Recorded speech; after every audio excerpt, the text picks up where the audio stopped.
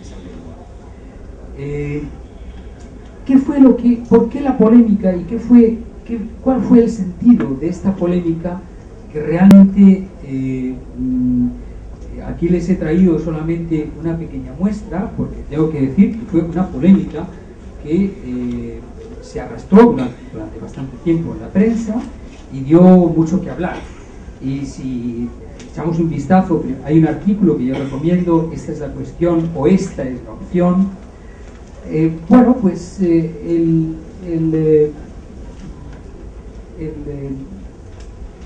digamos que el artículo recoge el hecho de que algunas personas dieron una opinión contraria a que se hubiera hecho esta traducción. Y no quiero quedarme solamente en esta es la opción, sino que les voy a mencionar algunas cosas más que yo creo que indican algo respecto de lo cual casi es obligatorio que tomemos partido. Y que tomemos partido quiere decir que, en definitiva, toda traducción da testimonio de un estado de la lengua. Esto quiere decir una cosa muy sencilla. Cada generación tiene la obligación de volver a traducir todo. Es tan sencillo como eso. Nuestra lengua ha cambiado. Nuestra lengua ha dejado de ser lo que era hace 100, 200, 300 años. Creemos que tenemos una mayor capacidad para expresar cosas que acaso en aquel momento, en el momento en el que se escribieron las obras, no podían expresarse.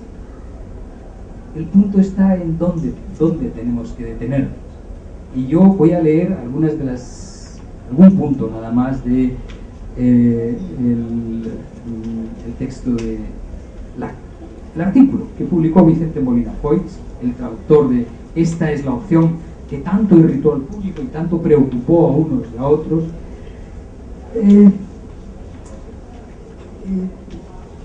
Él hace un estudio y desde luego les voy a leer el estudio y les voy a preguntar después qué es lo que piensan, qué es lo que piensan ustedes, porque obviamente me apresuro a decir que yo no tengo ninguna receta en traducción y que por supuesto en muchísimas ocasiones lo que al traductor le gustaría era no tener que verse obligado a tomar una decisión. Y lamentablemente en un altísimo porcentaje de ocasiones lo que tiene que hacer es tomar una decisión y eliminar otras que a lo mejor no serían tan malas. Pero este artículo que publica el 5 del 9 de 1990, estamos hablando ya de hace 20 años, cuando se estrena esa versión, dice, en primer lugar, él se muestra irritado con un hecho, con el hecho de que la traducción no se valora en su conjunto, sino que la crítica, sobre todo, digamos que censuró agriamente que él hubiera cambiado cuestión por opción.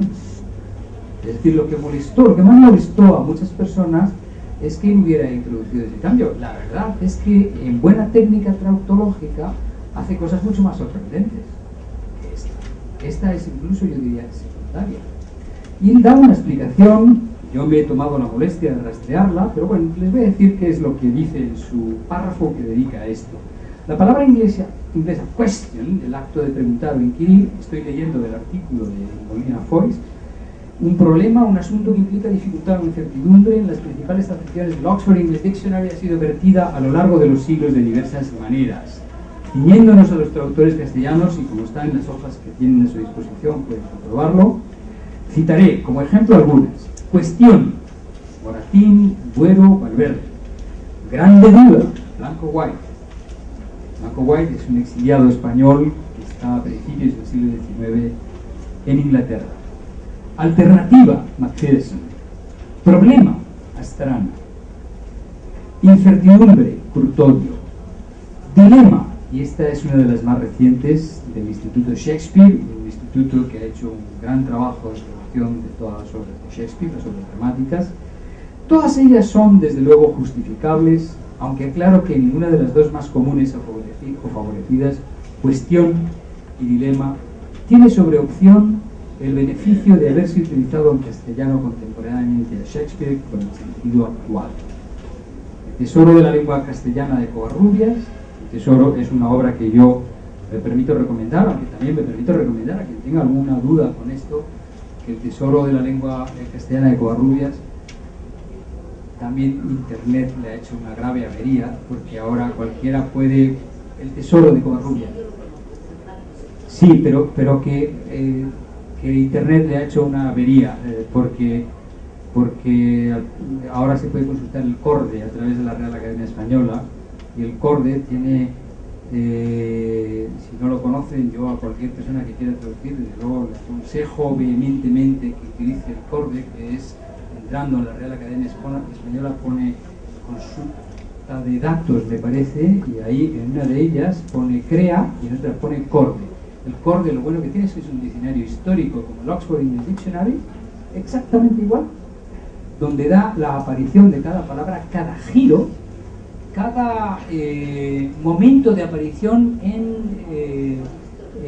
es histórico, cada momento de aparición impresa de cada vocablo, de manera que si alguien desea tener un conocimiento porque quiere en algún momento saber si una expresión se había naturalizado ya en tal o en cual época, o desea conocer si en tal o cual época una palabra se utilizaba con la acepción que comúnmente se da en los diccionarios, no tiene nada más que acudir al CORDE, donde tiene absolutamente toda la documentación. De manera que pobre Covarrubias es muy útil y es muy divertido, por cierto.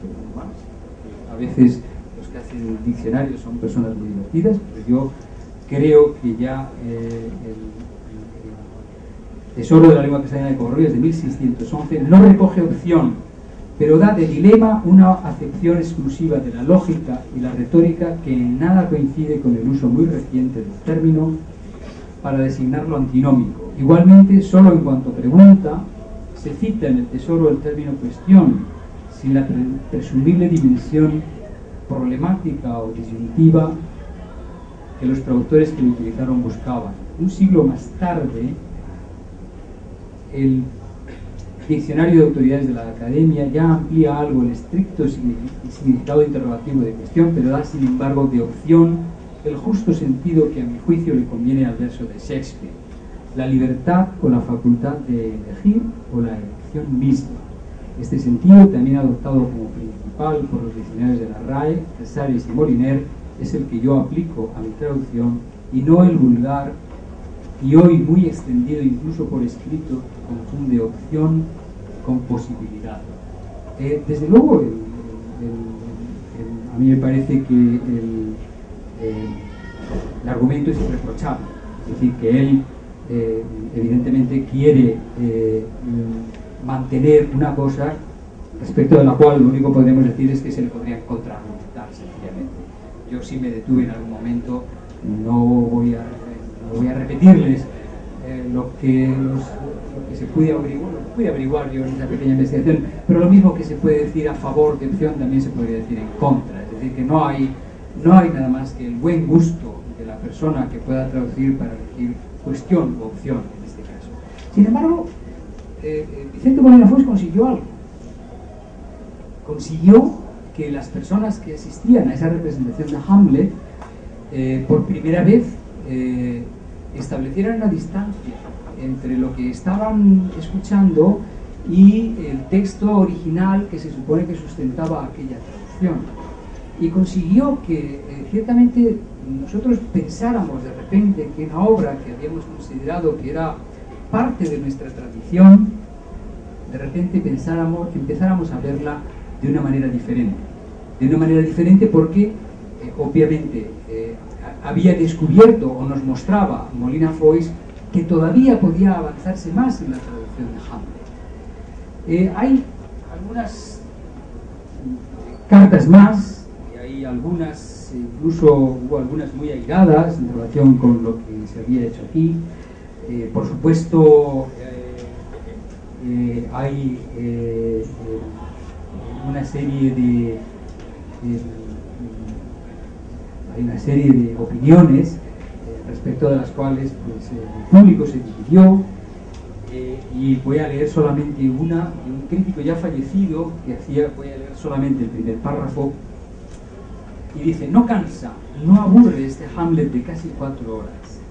La aventura